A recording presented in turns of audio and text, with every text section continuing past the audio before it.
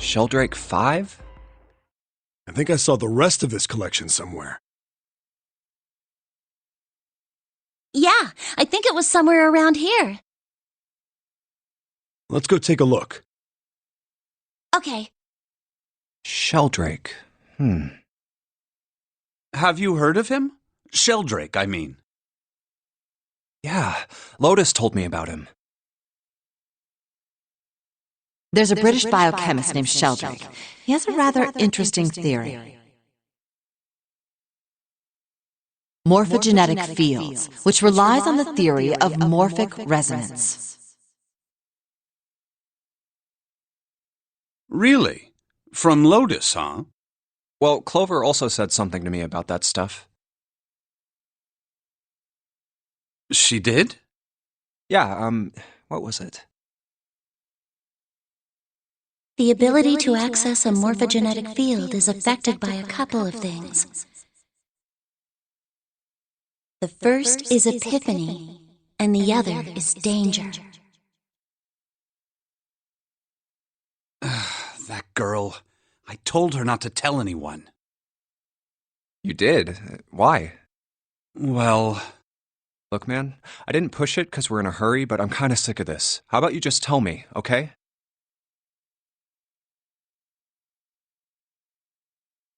Tell you what? Don't give me that. About the experiment. Ugh.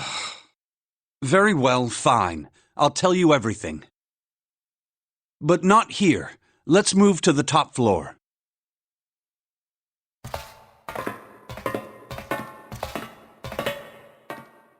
I suppose I might as well start by telling you why I kept quiet, and why I made sure Clover did as well. To be honest, the explanation is quite simple.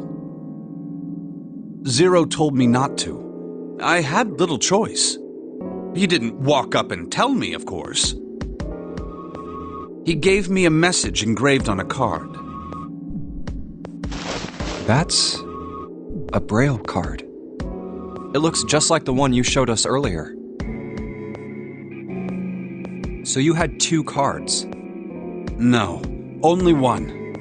Huh? What do you mean? I thought that card just had some rules for the Nonary game on it. Yes, it did. And those were the rules I read you. However, they were not the only thing on the card. There was something I didn't read. Well, perhaps I should say there was something I couldn't read. And that was? Tell no one of the events that took place 9 years ago. Tell, and I activate your sister's detonator. It's a threat on our lives. Oh. Well, what about Clover? Did she get a message from Zero too? I don't believe she did. But doesn't it strike you as strange that Zero would shut my mouth, but not hers? Yeah. To be on the safe side, however, I told her it was best not to tell anyone. Still, apparently she told you. That girl. What's wrong with her telling me?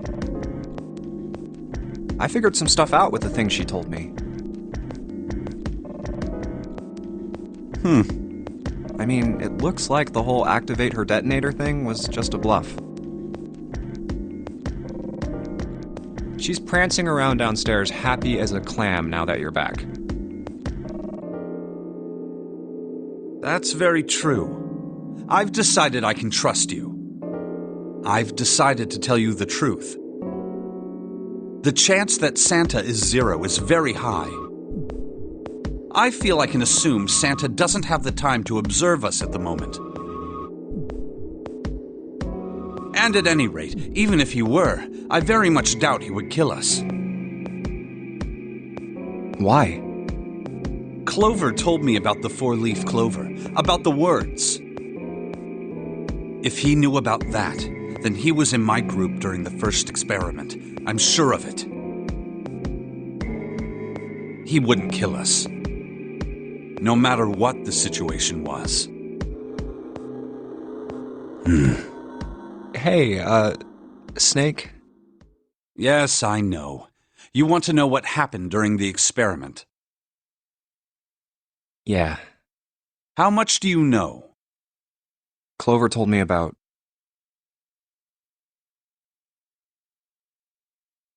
I see. The morphogenetic field in the experiments 9 years prior. How the experiments had taken place simultaneously at 2 locations, one being the ship and the other being a building in Nevada.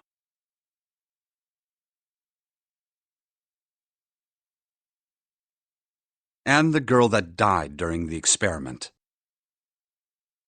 She told you all that, did she? At any rate, I now know how much you've learned. All that remains for us to determine is who did this and why, right? Yes. Can you tell me what happened? Yes. The people who organized the initial experiment were from a company called Cradle Pharmaceuticals. There were 4 of them running the show. Gentaro Hongo, Nagisa Nijisaki, Teruaki Kubota, Kagechika Musashido. Hongo was the CEO of Cradle Pharmaceuticals. Nijisaki was his right-hand man and did the lion's share of the planning. Kubota led the company's research and development division. Musashido was their majority stockholder. It was these 4 people who planned the initial experiment. Let me simplify it for you. Hongo designed it, and Nijisaki put it all together. Kubota developed the technology required, and Musashido provided the cash. So it's Hongo, Nijisaki, Kubota, Musashido... Of course, more than 4 people were required to conduct an experiment of this scale. To that end, they organized a top-secret team to assist them with their research. All in all, they gathered 10 people or so. Those 10 completed their team, and they were able to begin the project. They named it the Nonary Project. The purpose of the experiment was to research the prospect of controlling a human mind through sheer will. The vessel, I suppose you could say, for this control was the morphogenetic field.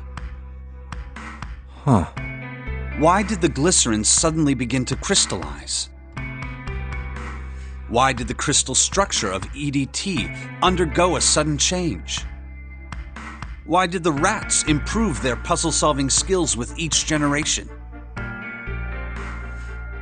Experiments with humans produced the same results. The more people who knew the answer to a question, the more there were who could answer correctly without having seen the problem before. Why is that? How could it happen? The answer is that the shape of the answer has been stored in a field invisible to the naked eye. And through that field, the resonant event transmits information related to that answer. That's essentially the idea behind morphogenetic fields. But that's just a theory. Can't bring yourself to believe it? Yeah, Let's say someone killed another person because the devil told them to do it. Whether the devil exists or not has no relevance to the murder. They believe the devil exists. Whether or not he does is immaterial. So what matters here is that Hongo believed in the morphogenetic field. That's right. But I still don't get it. You said they wanted to figure out how to control people. Right? That is what you were saying. Yes. So how are they going to do that with a morphogenetic field? I'll keep it simple. Let's suppose 10,000 people have solved a certain problem. The chance of you knowing that answer, even if no one has told you, will go up. Let's have another example, shall we? Say 1 million people were to do a handstand right now. Tomorrow, the chances of you doing a handstand would be higher, even if you had heard nothing of this hypothetical mass handstanding. Mankind's thought process and actions are all part of a resonant event. All of the resonant events encoded in the fields are projected onto you. Of course, this assumes you believe in this theory. Do you follow so far? Yeah. Now, if there was a person who had the same effect as those millions of people, what would happen? If that one person were to do a handstand, other people would find themselves wanting to do handstands as well. Can you imagine what a person with powers like that would be able to do? Come on, there's no way. I'm not done. Imagine another scenario. Imagine another person.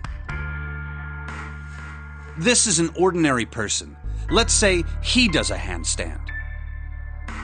What if there was someone who could grab the resonant event he created by doing that and use it to make other people do handstands? What would happen then? A person who has the power to write to the field, and someone who can read from the same. You could think of them as the writer and the reader, or the transmitter and the receiver. What would the world be like if there were people with abilities like these? So the transmitter's resonant event can be transmitted through the field and sent to the receiver. And then the transmitter can control the receiver however they wish. That's what you're saying, right? Yes, close enough at least. Come on, that's just crazy. Well, if you want to prove that, then you'll have to test it first. At least, that was how they thought. That was why they decided to do their experiment. That was how the Nonary project began. By the way, Junpei, have you ever heard of the Ganzfeld experiment? Yeah, that was an experiment in telepathy, right? You place a pair of subjects in separate rooms. Then you show one a picture and ask the other what they see. Interesting. I'm impressed. Yes, that is exactly correct. So, why did you bring up the Ganzfeld experiment? It was used to screen subjects for the Nonary project. The hospital in a remote town was affiliated with Cradle Pharmaceuticals. Hongo used it to conduct experiments on visiting children in secret. Some of them, he found, had potential. He began to gather children that showed promise, children that seemed as though they might be able to access the field. Of course, none of them volunteered. They were kidnapped. There were 9 pairs of siblings taken, for 18 children total. For reasons that were not fully understood at the time, each pair had 1 transmitter and 1 receiver. They were split perfectly. As such, the 18 children were split into 2 groups of 9. The children who were put into Group Q were the ones who excelled at transmitting. They were transferred to the mock experiment building known as Building Q in the Nevada desert. The children who excelled at receiving were put in Group A. Group A was then placed on the former hospital ship Gigantic. From the experiments he had conducted so far, Hongo had learned the following. There are two things that can increase one's resonance with the fields. The first is epiphany. The other is danger. Have you ever been faced with an especially difficult problem and thought about it very long and very hard until finally an answer suddenly appeared in your mind?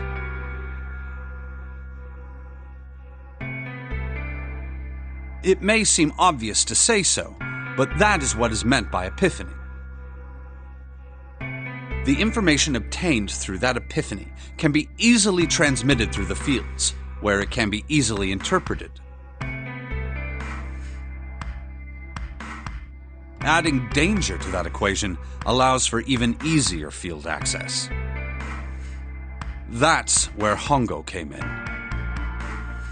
They set up a number of puzzles across the Gigantic. The participants had to solve each one before they could move to the next room. Of course, he hadn't forgotten to include danger. He had detonated a bomb on the hull of the Gigantic. The children in Group A were forced to play the Nonary Game as the ship sunk. By forcing the children into a life-or-death situation, Hongo hoped to increase the likelihood of their tapping into the fields. The children from Group Q, on the other hand, were confined to the mock experiment building, Building Q. Building Q duplicated the interior and puzzles of the Gigantic exactly. Every detail was exactly the same. Hongo explained the situation to the children in Group Q. Solve the puzzles you find throughout the rooms. When you have the answers, transmit that information to the children in Group A. If you succeed, they will be able to solve the puzzles and escape. But if you fail, then the Gigantic will sink, and your brothers and sisters will drown. Those were his orders. Do you know why the astronauts of Apollo 13 were able to return to Earth safely? It was because NASA had access to a replica of the Apollo 13 capsule. All of the equipment, the instruments, everything. All of it identical. Everything was just like the real Apollo 13. NASA was able to replicate the situation the astronauts found themselves in. By putting themselves in the same situation, they attempted to solve the problems the astronauts were dealing with. Once they found solutions, they reported their findings to the men aboard the actual capsule. That was how they were able to return safely. It was the same with the Gigantic and Building Q. The children from Group Q had to use the power of epiphany to solve the puzzles they found and transmit what they learned through the fields. The children in Group A, however, they had to access the fields to learn how they might advance to the next stage.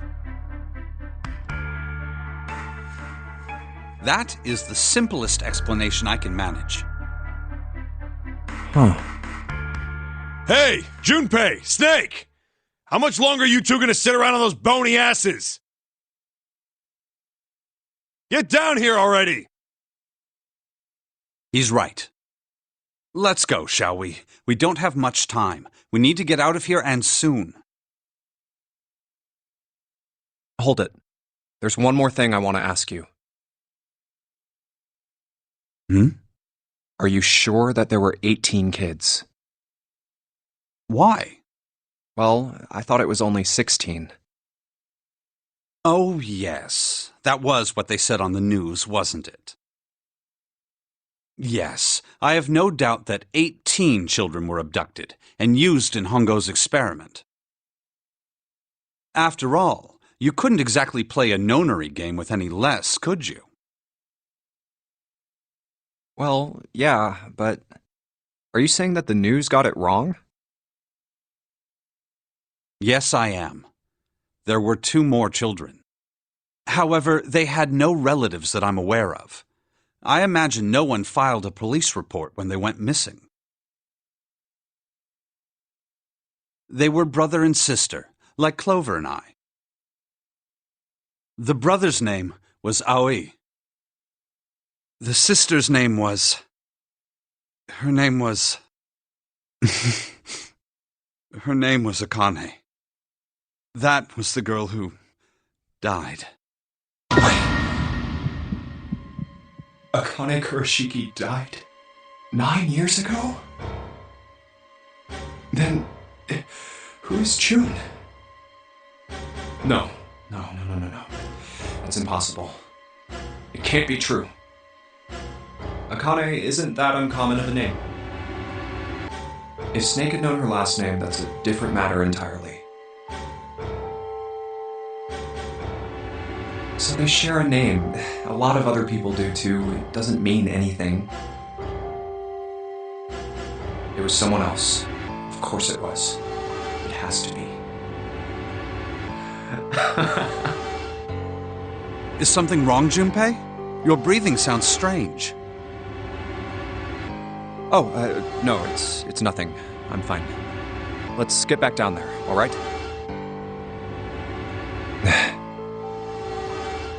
I couldn't do it. Why didn't I ask? What's her last name? I just couldn't get the words to come out.